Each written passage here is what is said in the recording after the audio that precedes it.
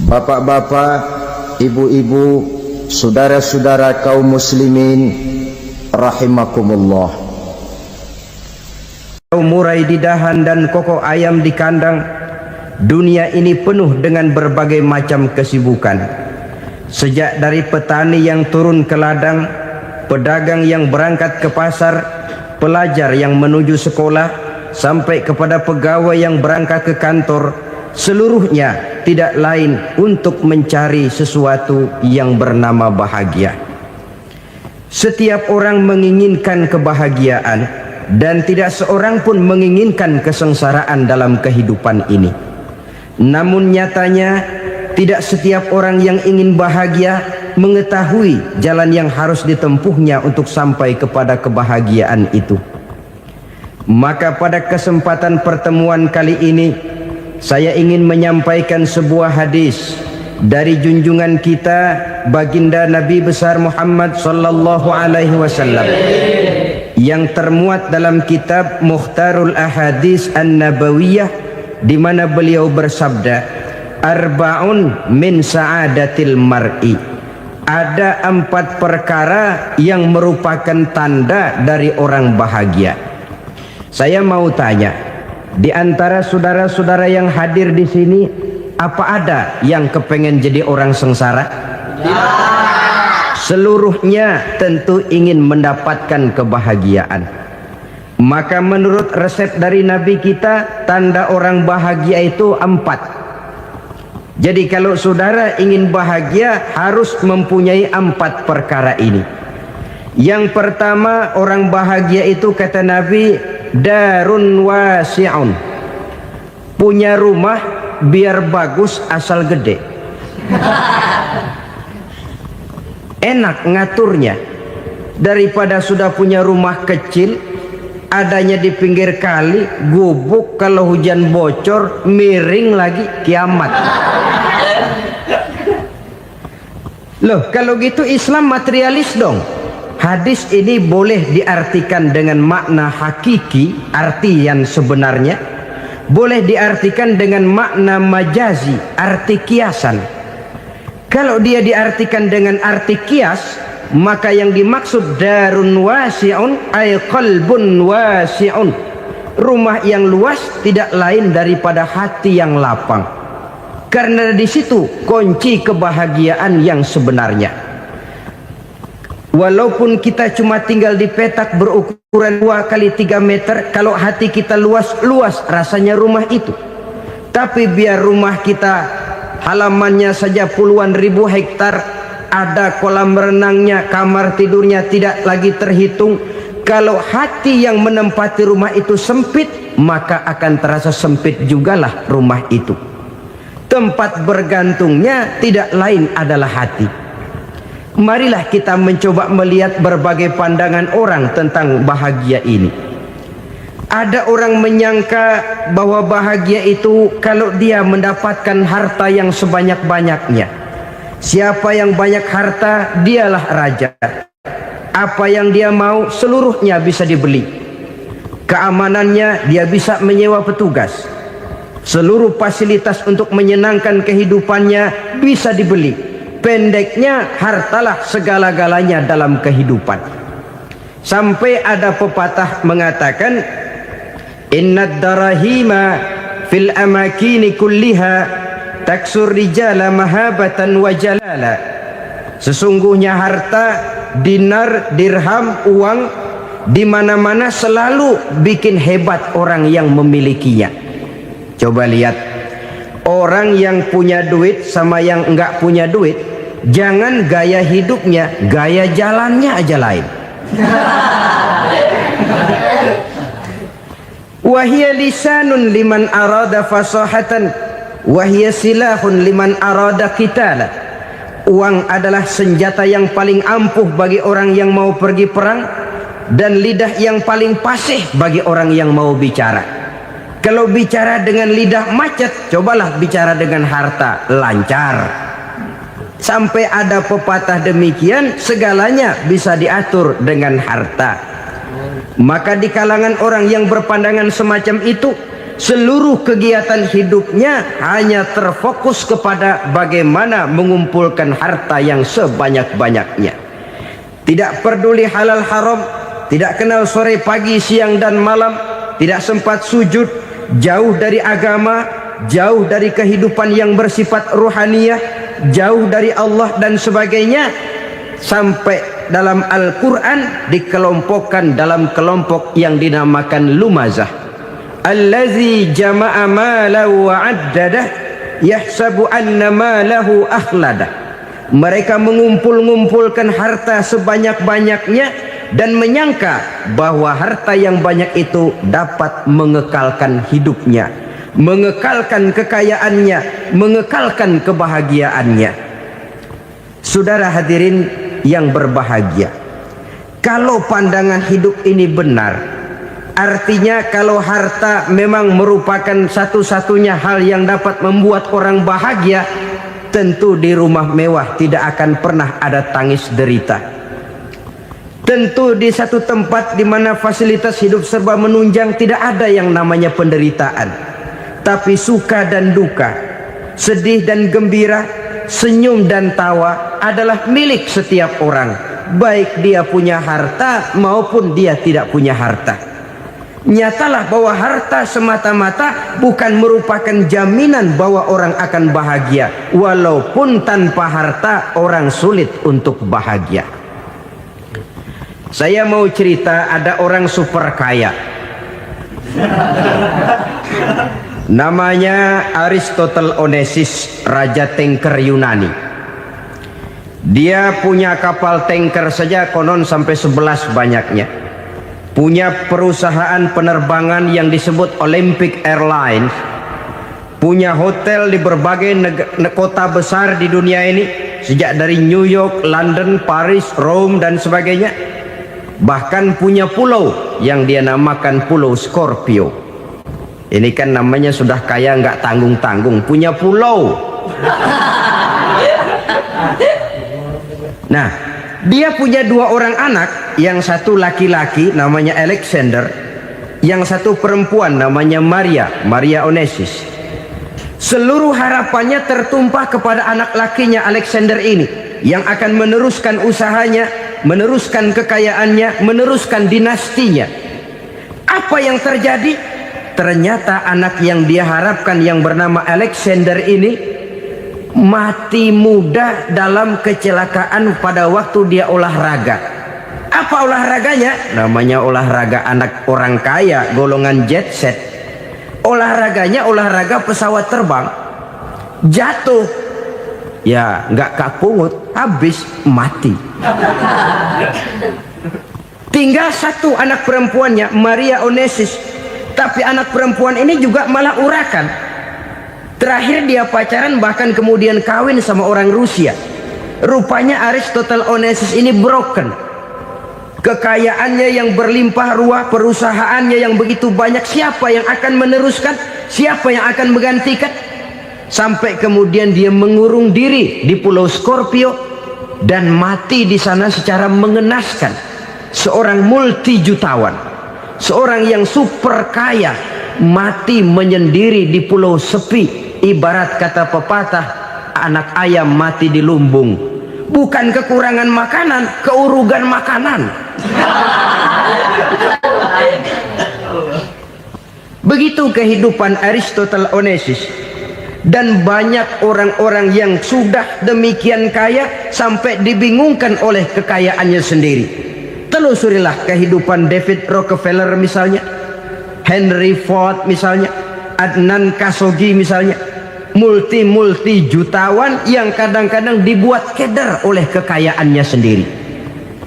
Pantas ketika Imam Ali ditawarkan orang, "Ya Ali, kalau kepadamu disuruh pilih ilmu atau harta, kau pilih mana?" Ya jelas pilih ilmu dong. Kenapa? Pertama, ilmu kalau kita berikan kepada orang lain tambah. Tapi harta kalau kita berikan kepada orang lain kurang. Saudara punya uang 10.000, dibagi orang 5.000, jelas uang saudara berkurang. Tapi saudara punya ilmu diberikan kepada orang lain bisa, saudara pun makin mantap. Tidak lantas jadi bodoh karena ngajarin orang. Saudara bisa Fatihah lalu mengajarkan orang Fatihah. Orang bisa, saudara pun makin hafal. Tidak lantas setelah diajarin orang ilmunya hilang. Begitu datang dia minta orang, tolong ajarin saya Fatihah, udah habis, nggak ada.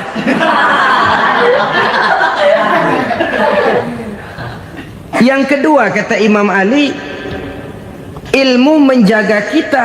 Kalau harta kita yang harus jaga. Makin banyak ilmu makin terpelihara diri seharusnya. Tetapi makin banyak harta makin bingung kita jaganya.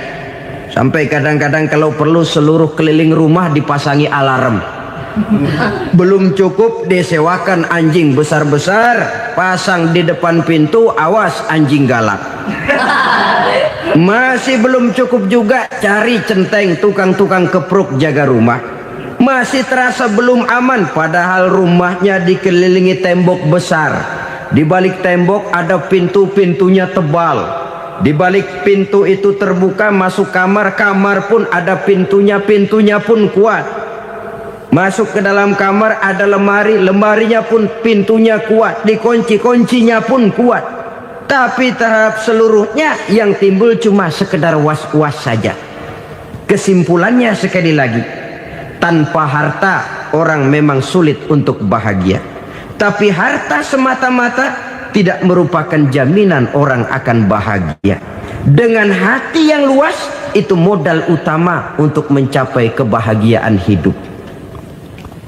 Orang yang hatinya luas, saudara-saudara, punya hati yang lapang, melihat kenyataan hidup ini, dia bersyukur senantiasa kepada Allah. Lantas tidak timbul hasud dan iri hatinya. Oleh karena itu jiwanya selalu lapang. Kalau tidak, cupik hati namanya, dangkal pandangan, tidak senang melihat orang lain dapat nikmat, dan itu sering dijadikan contoh. Kalau orang yang lapang dada, dia lihat tetangganya beli TV baru, dia berkata, alhamdulillah ya, tetangga kita beli TV, mudah-mudahan kita bisa ikut nonton. Lapang dadanya. Tapi orang yang sempit hati, lihat tetangga beli televisi, meriang. Enggak diapa-apain, meriang. Besoknya dengar tetangga beli motor, makin sakit, ke rumah sakit. Lalu di rumah sakit dengar tetangganya beli mobil, mati. Disiksa oleh perasaannya sendiri. Orang kalau hati sudah sempit dalam hidup, kemanapun dia pergi, sempit rasanya medan kehidupannya. Kemudian kita melihat juga ada orang yang menilai bahwa bahagia itu katanya kalau punya kedudukan yang tinggi, pangkat yang agung, wibawa yang besar. Mungkin betul, tapi mungkin juga tidak. Bergantung kepada hati orang yang punya pangkat itu. Sama dengan harta tadi. Harta akan membawa bahagia kalau dia jatuh ke tangan orang yang berhati lapang. Tapi harta akan jadi bencana kalau jatuh ke tangan hati orang yang sempit. Pangkat akan membawa bahaya kalau jatuh di tangan hati orang yang sempit. Lebih dari itu, kenyataan mengajarkan kepada kita bahwa ternyata pangkat dan jabatan tidak selamanya memberikan kebahagiaan dalam kehidupan. Bahkan resikonya kelewat besar. Beberapa bukti kita bisa ambil dari para pemimpin dunia yang menjadi korban lantaran pangkat dan jabatan yang disandangnya. Saudara ingat Presiden Abraham Lincoln dan John Kennedy dari Amerika? Dibunuh orang. Park Chung-hee dari Korea Selatan, Ziaur Rahman dari Bangladesh, Anwar Sadat dari Mesir, terakhir Indira Gandhi dari India, menjadi korban dari pangkat dan jabatan yang disandangnya dari orang-orang yang tidak senang dia memegang jabatan itu. Dia akan mudah mengundang bencana. Sehingga pantas kalau seorang presiden terkemuka Amerika, Harry Truman namanya, dia mengatakan jabatan presiden itu, kata dia, seperti orang nunggang macan. Naik macan, Harus kita taiki, kalau enggak dia bakal nerekam kita. Ngeri katanya. Adapun orang yang hatinya lapang, kalau dia menerima pangkat dan jabatan, dianggapnya itu satu kesempatan untuk berbuat baik. Tapi orang yang berhati sempit, menerima pangkat dan jabatan, bukan kadang-kadang menerima, malah berusaha setengah mati mencapai dengan segala cara. Kalau perlu jilat atas, jilat atas. Jadi golongan sumuhun dawu. Jadi kelompok kulon nuwun, yes sir, yang kerjanya cuma oke bos. Kalau perlu jilat atas, jilat atas. Kalau perlu injak yang bawah, injak yang bawah. Perlu sikut kiri kanan, sikut kiri kanan. Yang penting pangkat dapat, jabatan dapat. Orang yang semacam ini, kalau sudah mempunyai pangkat dan jabatan, biasanya dia tidak menganggap itu sebagai amanah, tidak menganggap sebagai kesempatan berbuat baik, tapi malah kesempatan untuk memperturutkan hawa nafsunya yang dilatar belakangi oleh kesempitan hatinya tadi. Apalagi kalau orang memperoleh pangkat karena banyak mengeluarkan uang, seakan-akan pangkat dan jabatan itu sekarang macam proyek pakai tender. Siapa yang berani bayar segini naik, nggak berani minggir. Padahal logikanya, kalau orang mencapai satu jabatan karena banyak mengeluarkan uang, hampir bisa dipastikan bahwa setelah jabatan itu dia pegang, langkah pertama yang akan dilakukannya ialah berusaha bagaimana uang yang dia keluarkan supaya kembali. Ya paling kurang pulang modal dulu dong. Soal mikirin rakyat soal nanti, tapi ini modal harus pulang. Itu celakanya kalau orang memperoleh pangkat dan jabatan cuma karena banyak mengeluarkan uang. Jarang orang yang mempunyai keyakinan dan pandangan bahwa pangkat dan jabatan merupakan amanah. Jadi sekali lagi, pangkat dan jabatan mungkin saja membawa kebahagiaan kalau jatuh ke tangan orang yang berhati lapang. Tapi bisa jadi bencana kalau dia jatuh ke tangan orang yang mempunyai hati yang sempit. Dan lagi-lagi stresnya hati yang lapang. Lalu sebagian orang, saudara, ada yang berpandangan katanya bahagia itu kalau jadi orang terkenal, mempunyai popularitas, menjadi idola di kalangan remaja, di kalangan orang tua, di segala lapisan masyarakat. Padahal makin populer orang makin terikat dia. Ya kalau macam kita ini kan nggak punya nama, nggak populer, tengah malam buta mau nongkrong di warung Tegal aman. Tapi pangkat, jabatan, kedudukan, popularitas menyebabkan kita diikat dengan berbagai macam peraturan. Cuma mandi sama ke WC saja yang nggak dikawal.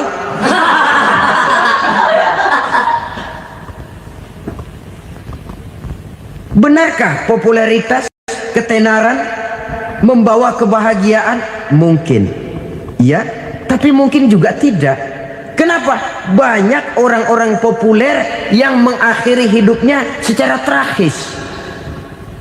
Kita ambil beberapa nama. Di Amerika tahun 60-an ada bintang seksi paling terkenal yang dijuluki seks bom, bom seks. Sampai sekarang jadi legenda, namanya Marilyn Monroe. Singkatan doublenya itu inisialnya MM, Marilyn Monroe. Terkenal top sampai dia mati tahun 62, namanya sekarang masih saja dibicarakan orang. Kenapa dia bunuh diri? Tidak punya hartakah dia? Banyak. Kurang populerkah dia? Seluruh dunia mengenalnya. Sejak rakyat kecil sampai pejabat tinggi dia punya hubungan. Kenapa? Jenuh. Dia terlahir dalam keadaan yatim. Setelah itu tidak lama dia berangkat remaja, ibunya meninggal. Pindah dari wanita asuh ke wanita asuh sampai 12 orang ibu angkatnya. Dan kekecewaan yang paling parah, setiap laki-laki yang dekat dengannya hanya seperti kapal berlabuh,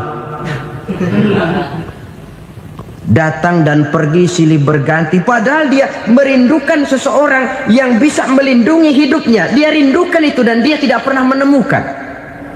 Itu yang akhirnya menyebabkan dia minum pil tidur kelewat dosis, minum obat tidur kebanyakan, ya tidur terus sampai sekarang.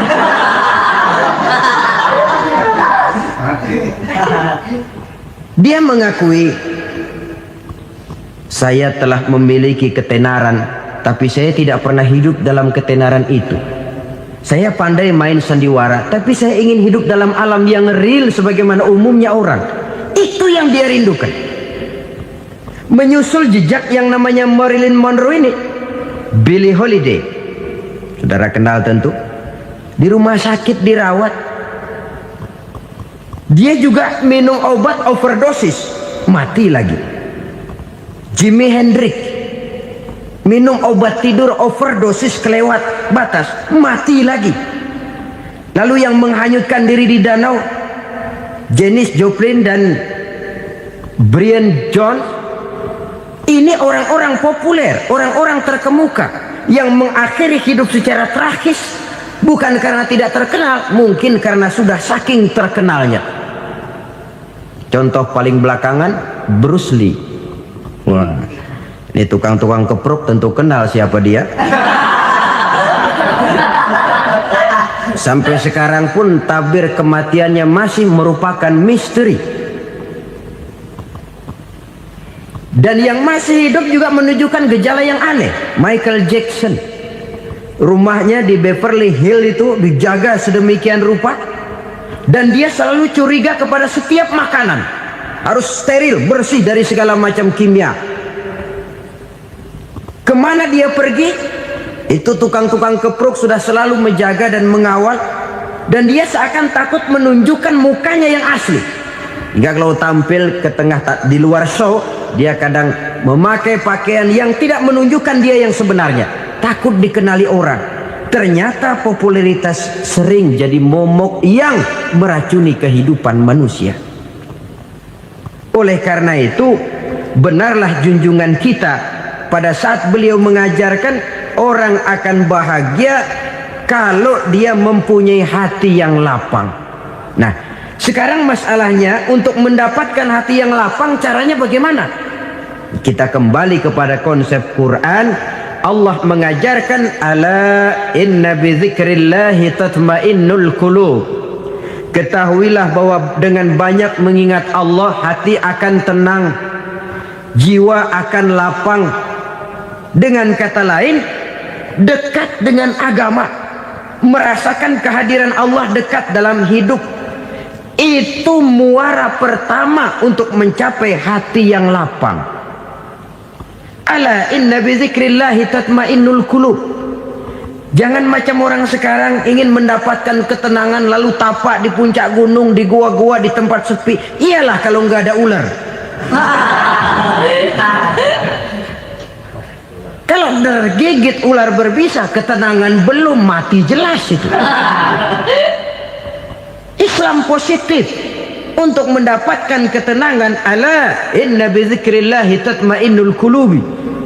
Bahwa ketahuilah bahwa dengan banyak mengingat Allah, hati akan tenang, jiwa akan lapang, nuansa pikiran akan luas.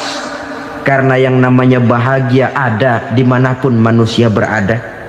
Di kampung ada bahagia, di kota ada bahagia, di ngarai, di lembah, di gunung, di hutan, di lautan, di angkasa luar, dimanapun bahagia itu ada kalau kita bermodalkan hati yang lapang ini.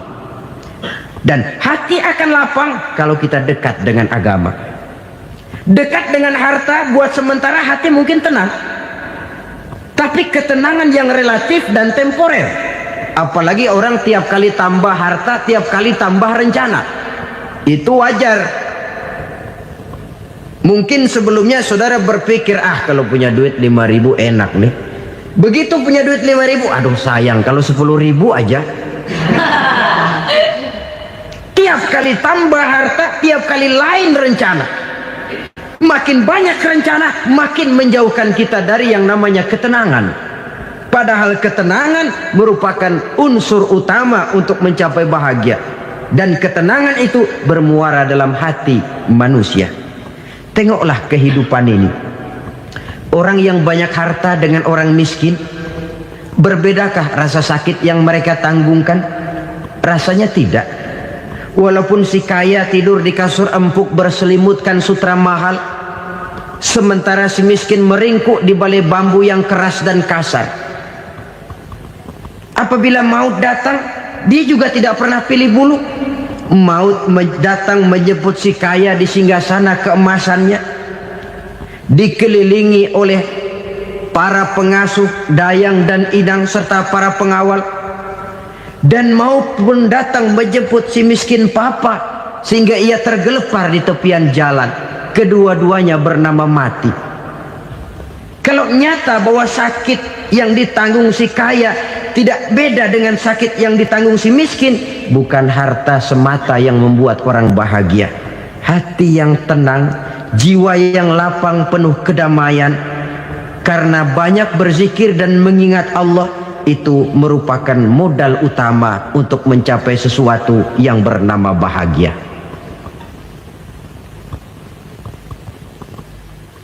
Saudara hadirin yang saya hormati, inilah yang pertama dari 4 ciri yang digambarkan oleh Nabi tentang tanda-tanda orang bahagia. Dan harus berangkat dari yang pertama ini, hati yang lapang. Ini yang harus kita miliki lebih dahulu, baru nanti akan menyusul kepada poin yang ketiga, kedua dan selanjutnya. Sebab kalau hati sudah terisi dengan jiwa yang lapang, seluruh persoalan insya Allah akan bisa kita atasi dengan sebagaimana mestinya. Yang kedua sekarang, tanda orang bahagia menurut baginda Nabi, markabun syariah. Orang bahagia itu, kata beliau, punya kendaraan biar cepat asal lancar. Artinya kemana dia mau pergi mudah. Apa maksud hadis ini? Kalau kita kaji lebih dalam, kendaraan itu kan alat transportasi. Transportasi tidak lain adalah usaha memudahkan komunikasi. Pindah dari situ kepada teori bahwa manusia adalah zon political, makhluk bermasyarakat yang tidak bisa memenuhi kebutuhan hidupnya secara sendirian. Kita memerlukan keberadaan orang lain dalam kehidupan ini.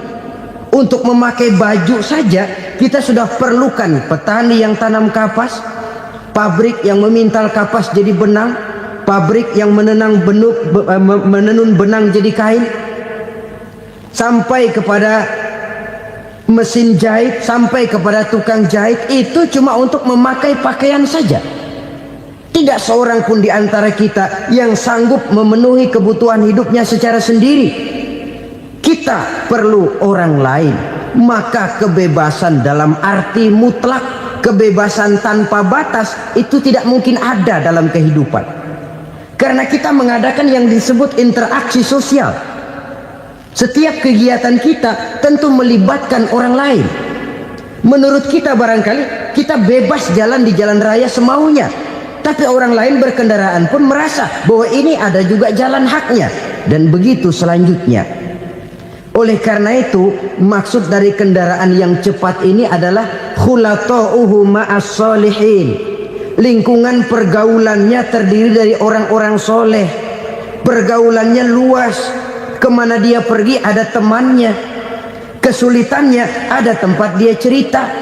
Dan kesulitan kalau sudah diceritakan kepada orang lain, taruh kata orang itu tidak bisa menolong, namun menceritakannya kepada orang yang kita percayai, kan paling kurang sudah mengurangi beban jiwa, mengurangi tanggungan batin, merasa masih ada tempat kita cerita.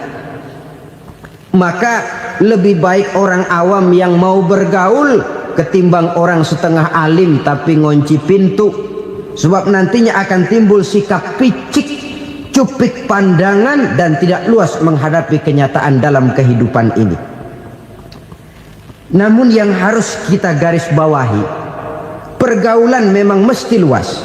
Namun jangan sekali-kali lupa bahwa pergaulan sangat besar pengaruhnya dalam ikut membentuk kepribadian manusia. Sehari-hari bisa kita bilang, kalau kita dekat sama tukang minyak wangi, sekalipun nggak dibagi minyaknya, baunya tentu dapat. Betul? Tapi dekat sama tukang elas, walaupun nggak kena apinya, asapnya mesti kena. Kalau Syauqi mengatakan lebih jelas lagi, man asyaral asyrafa asa musyarrafan wa muasyiral anzali ghairu musyarrafin. Awalam taral jildal hakira muqabbalan bisagri lamma sara jildal mushaf. Siapa yang bergaul dengan orang mulia, dia bakal ikut menjadi mulia. Tapi siapa yang berteman dengan orang hina, dia tidak bakal ikut menjadi mulia.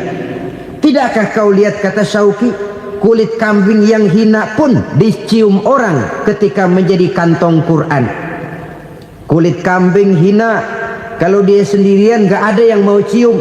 Tapi begitu dia bergaul dengan Quran, menjadi kantong Quran, dipakein minyak wangi, ditaruh di tempat yang tinggi, mau diambil dicium dulu, dibawa dengan penuh hormat dan hati-hati. Kulit kambing yang hina lantaran berteman dengan Quran, numpang mujur. Tapi coba lihat kalau kulit kambing berteman dengan kayu, jadi beduk, habis. Zohor dikemplang, asar dipukul. Itu pun sedikit saja, cuma salah milih teman. Yang temannya Quran dihormati orang, yang temannya kayu lantaran jadi beduk, gelap-gelap subuh orang udah kemplangin.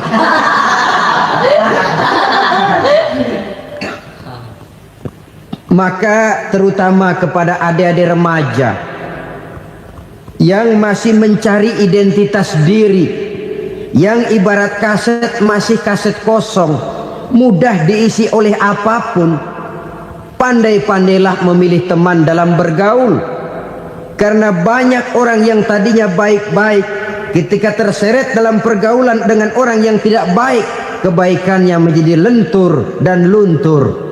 Tapi berapa banyak bajingan-bajingan tengik, orang-orang yang berlumur noda dan dosa, tiap hari melakukan maksiat, namun bergaul dengan orang yang baik-baik, pada akhirnya sedikit demi sedikit beringsut dan berangsur dia terbiasa mengikuti kebaikan-kebaikan.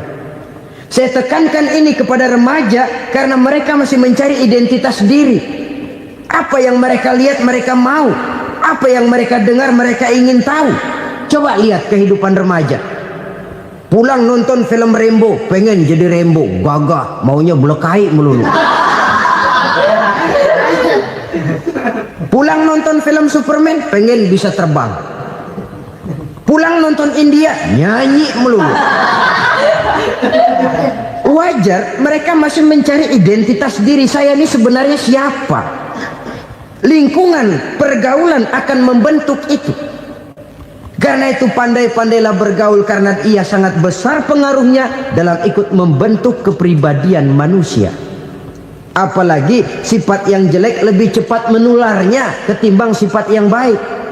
Sifat yang baik, watak yang soleh itu lambat sekali untuk menular. Tapi yang tidak baik, kan prosesnya mah kalau remaja biasanya mula-mula dengar. Karena dengar lalu pengen tahu. Karena pengen tahu lalu ngeliatin. Begitu ngeliatin kan pengen nyobain. Setelah nyobain ketagihan. Nah, ini prosesnya.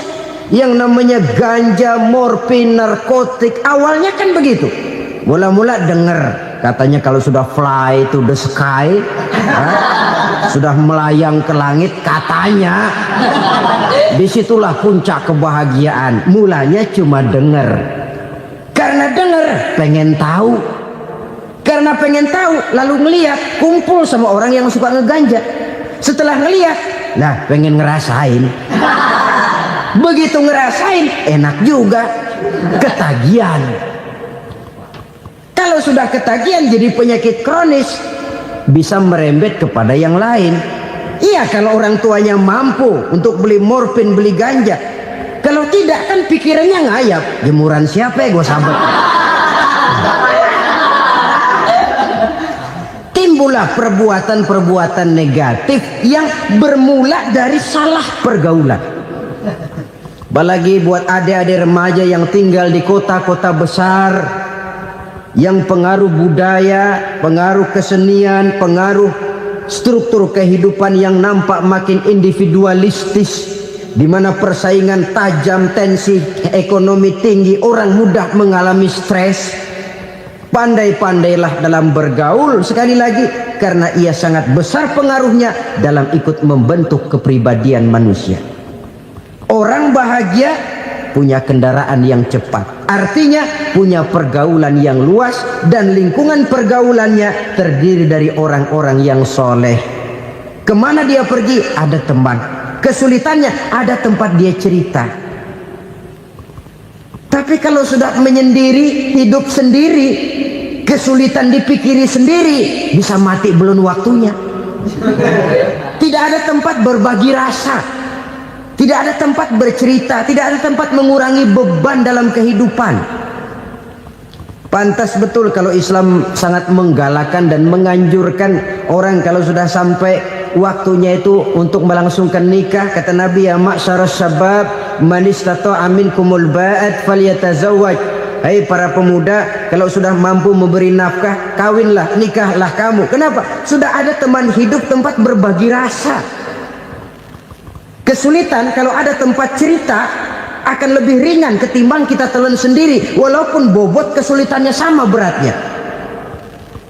Saudara-saudara kaum muslimin rahimakumullah, inilah ciri yang kedua, punya kendaraan biar cepat asal lancar. Kemana kita mau pergi gampang. Dengan kata lain, setelah hati yang luas, pergaulan yang luas. Dua. Yang ketiga sekarang, tanda orang bahagia itu menurut Nabi, misbahun mudhi'un, punya lampu yang terang.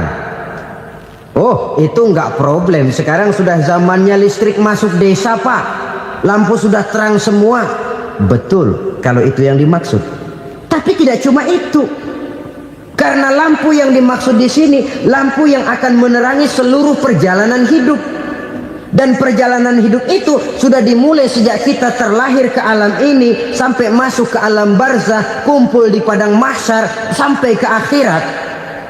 Lampu yang menerangi itu yang diperlukan. Kalau lampu, katakanlah yang paling top sekarang kan lampu jenis Mercury. Taruhlah itu di rumah kita, dia cuma menerangi rumah kita, menerangi hati pun tidak sanggup. Bila kita masuk ke alam barzah, alam kubur, sanggupkah si Mercury yang begitu terang menerangi alam barzah kita? Tidak sanggup lagi. Sanggupkah lampu yang ratusan watt, bahkan puluhan ribu watt menerangi kehidupan di padang mahsyar? Tidak akan sanggup lagi. Kalau demikian, yang dimaksud lampu yang terang di sini apa? Tidak lain amal soleh, kebajikan yang kita lakukan dalam hidup. Itu yang akan jadi lampu penerang. Di dunia nama kita akan terang, jasad kita boleh hancur terkubur tanah, tapi nama kita akan dikenang orang. Begitulah kalau orang meninggalkan kebajikan dalam hidup seperti sekarang. Ribuan orang tiap saat berziarah ke kubur Imam Syafi'i, ke kubur Imam Malik, ke kubur Imam Ghazali, ke kubur orang yang baik-baik, orang yang soleh-soleh. Kebajikannya yang ditinggalkan, yang mengukir namanya dengan tinta emas, sehingga saudara sudah terbaring di alam kubur. Orang lewat, Allah, ini kuburannya Fulan bin Fulan, dulu ini kebaikannya Masya Allah, saya ikut merasakan. Mari kita mampir sebentar, kita Fatihah, mohon disampaikan Allah pahalanya kepada almarhum. Al-Fatihah. Itu kalau orang baik-baik. Lalu saudara tanya, Pak, orang mati dikirimin Fatihah apa nyampe pahalanya? Saya jawab, kalau saudara nggak percaya, mati dulu dah. Nanti saya Fatihain, tungguin di sana. Umpama nggak sampai, balik lagi kemari. Sekarang ini kan maunya otak-otakan saja. Kalau nggak masuk otak, nggak percaya. Padahal alam gaib itu nggak bisa diotak-otakin. Sama saja dengan saudara pernah dengar cerita kapal tanpa emas tenggelam kan? Pernah nggak? Di mana? Ya, di laut Masa Lembo. Begitu ketampung Mas tenggelam, ratusan penumpang itu terjun ke laut, dipermainkan gelombang, berjuang menghadapi maut itu. Orang lagi timbul tenggelam di lautan, dihantam ombak, kita tengokin pakai helikopter. Pak, lagi timbul tenggelam ya? Iya, tolongin. Jangan khawatir Pak, nih saya kirim intan Pak, harganya 10 juta. Kira-kira orang yang timbul tenggelam di laut seneng nggak? Kan mahal toh intan 10 juta. Kenapa dia nggak senang? Karena intan 10 juta dalam kondisi seperti itu tidak sanggup menyelamatkan dia. Dia akan girang kalau dikirimin ban mobil bekas, dikirimin papan terentang atau bambu. Intan yang 10 juta dia nggak girang, ban mobil bekas yang 1000 perak tuh pegang, itu yang dia girang betul. Inilah sebabnya Nabi berkata, mal mayyitu fi qabrihi illa kal ghariqil mutaghawwis. Orang yang meninggal di alam kuburnya seperti orang timbul tenggelam di lautan. Yantaziru da'watan min ahli, menunggu doa dari keluarganya yang masih hidup. Duh, bapak saya sudah meninggal, saya sayang benar sama dia. Kirimin kulkas ke kuburannya Itu sama saja dengan tadi orang tenggelam di lautan dikirimi intan yang harganya 10 juta, ndak sampai. Begitulah kalau kebajikan yang kita tinggalkan dalam hidup, sudah mati pun kubur kita masih diziarahi orang. Tapi kalau jahat yang kita tinggalkan, boro-boro lah orang mau doa lewat dekat kuburan kita juga serem. Tuh bajingan no, dulu mati dipendem di situ tuh. Jangan lewat situ, ntar kesurupan, jangan. Lewat saja orang ngeri. Konon lagi membacakan Fatihah dan mengirimkan doa. Hidup pada hakikatnya adalah kesempatan untuk berbuat baik. Maka sekali kesempatan itu diberikan, manfaatkan dengan sebaiknya. Sebab kesempatan kedua tidak akan pernah ada. Kesempatan berbuat baik di sini, di akhirat sudah pembalasan namanya. Sekali kesempatan itu dicabut, dia tidak akan pernah dikembalikan lagi. Kata Iqbal, hidup tidak mundur ke belakang, Bung.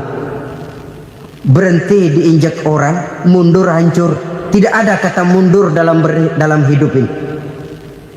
Berhenti diinjak orang, mundur kecebur.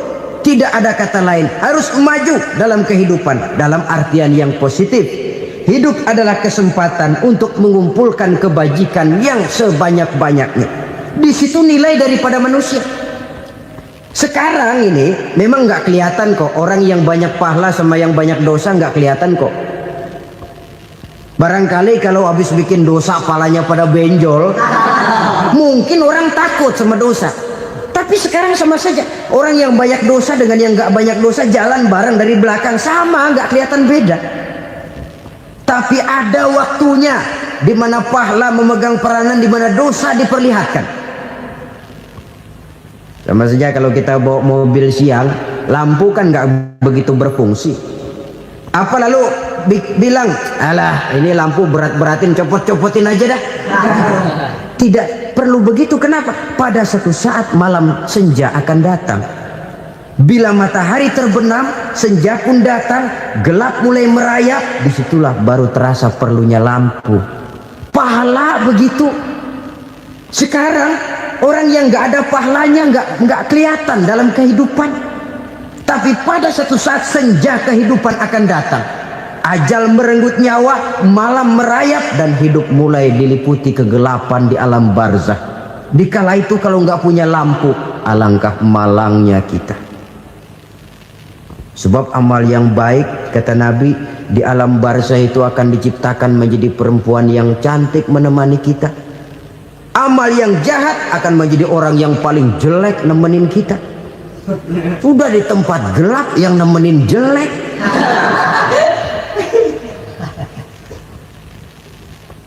Kaum muslimin rahimakumullah. Kalau demikian masalahnya, tergantunglah kita pandai memanfaatkan waktu. Al-waktu kasayf, waktu itu cepat sekali. Yang namanya waktu itu tahu-tahu. Tahu-tahu udah tahun 87. Tahu-tahu udah begitu. Tahu-tahu yang kemarin anak-anak, sekarang udah pada punya anak. tahu-tahu saja itu. Begitu cepat waktu berlalu. Kalau tidaklah pandai kita memanfaatkannya, akan rugi kita. Nabi bersabda, "Man kana yaumuhu khairun min amsihi fahuwa rabih." Barang siapa yang hari ini lebih baik daripada hari kemarin, itu orang untung. Hari ini lebih baik daripada kemarin. Bulan ini lebih baik dari bulan kemarin. Tahun ini lebih baik dari tahun kemarin. Itu orang yang beruntung. Tahun kemarin sembahyangnya maghrib doang, sekarang udah tambah isya. Tahun kemarin cuman Idul Fitri aja ngancem bener, sekarang udah tambah Jumat, lalu tambah lagi maghrib, tambah lagi isya, dan selanjutnya. Hari ini lebih baik daripada kemarin, itu orang yang beruntung. Wa man kana yaumuhu mislu amsihi fahuwa khasir. Lalu barang siapa yang hari ini sama saja dengan hari kemarin, itu orang rugi. Hari ini sama dengan kemarin, rugi itu.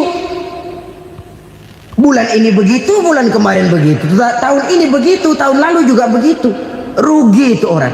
Rugi apa? Rugi umur. Umur tambah, amalan gak pernah tambah.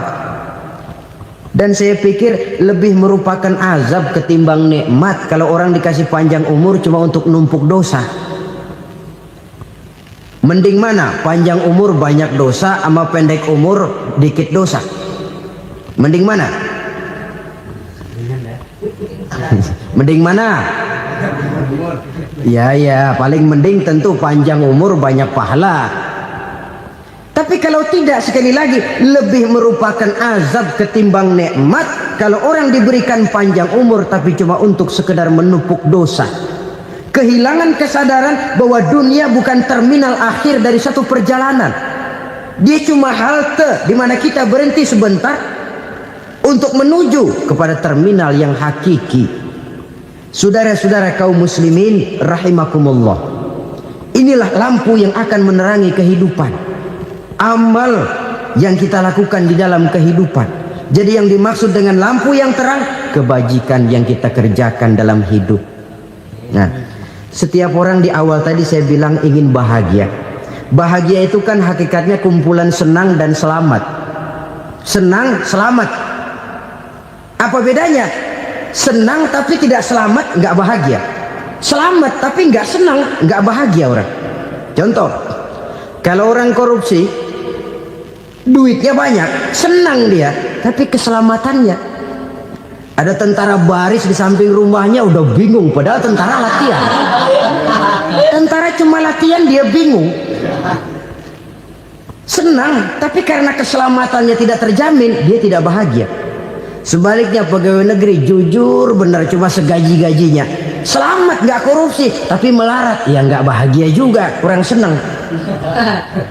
Kesenangan dan keselamatan untuk dunia saja, ya sekali lagi, kalau cuma sekedar untuk dunia saja, bisa dibeli pakai uang. Bisa dibeli pakai uang. Saudara ingin selamat, bisa dibeli pakai uang. Saudara ingin senang, bisa dibeli dengan uang. Tapi setelah mati masuk ke alam barzah, habis kekuasaan uang. Nggak bisa lagi beli keselamatan pakai uang, tidak mungkin lagi membeli kesenangan dengan uang. Di situ pahala yang megang peranan. Makin banyak pahala, makin banyak saham untuk membeli kesenangan dan keselamatan, untuk memperoleh yang namanya bahagia. Dan jangan lupa loh, di alam barzah kita nggak sebentar, menunggu datangnya kiamat. Loh iya, kalau kita begitu dikuburin terus kiamat datang, untung. Tapi kalau masih harus 1000, 2000, puluhan ribu tahun yang akan datang, dalam satu penantian yang begitu lama, tanpa saham untuk memperoleh kebahagiaan, satu kemalangan yang tidak ada pernah putus-putusnya. Janganlah tergelincir oleh kebahagiaan sebentar yang menipu dengan mengorbankan kebahagiaan hakiki yang berjangka panjang. Apa artinya senyum sejenak kalau harus ditebus dengan tangis seumur hidup? Biarlah kita minum jamu, pahit memang, getir memang, tapi kan besok badan sehat. Daripada sekarang minum sirup, manis memang, enak memang, tapi bibir pada jontor besok. sirawan, batuk, nggak karu-karuan. Banyak orang tertipu oleh kesenangan yang sebentar, padahal laisa kullu ma yalma'u zahaban. Belum tentu semua yang berkilat itu emas, belum tentu semua yang gemerlap itu intan. Karena itu marilah manfaatkan kesempatan yang diberikan Allah ini untuk mengumpulkan kebajikan yang sebanyak-banyaknya. Yang terakhir sekarang, yang keempat, tanda orang bahagia kata Nabi. Zaujatun salihah. Orang bahagia itu tanda yang keempat kata Nabi, punya istri biar cakep asal taat. Sudah surga itu sudah. Cakep taat. Istri kayak gitu, kalau belum mati jangan dikuburin dulu itu.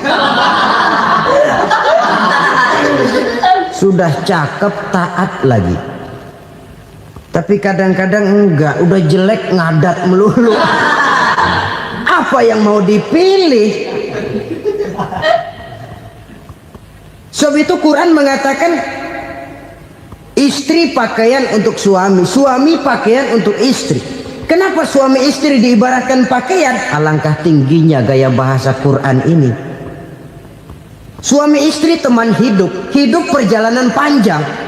Sejak kita dalam rahim sudah ada hidup kan di sini. Sampai ke alam dunia, masuk ke alam barzah, kumpul di padang mahsyar, sampai menuju akhirat, itu perjalanan hidup. Carilah istri atau suami teman hidup yang membawa manfaat tidak hanya kehidupan di dunia ini, sampai di alam barzah, sampai di padang mahsyar.